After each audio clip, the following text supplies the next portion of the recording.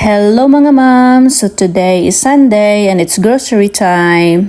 So karon day nga adlaw mi anhi mi diri sa Walmart kay diri mi magpalitan sa among mga kinahanglanon sa balay. Tapos miadto sad mi og Aldi Kadjut kay namalit mi og chocolates. Pero normally diri ra gid mi sa Walmart guys kay barato ra magud diri medyo barato makabarato. So karon day nga week guys daghan mi og gipamalit. Tapos si Richard Chad naapod siya gipamalit para sa iyang sakyanan nga mo'y nakapadako sa among bills sa grocery shopping for this week.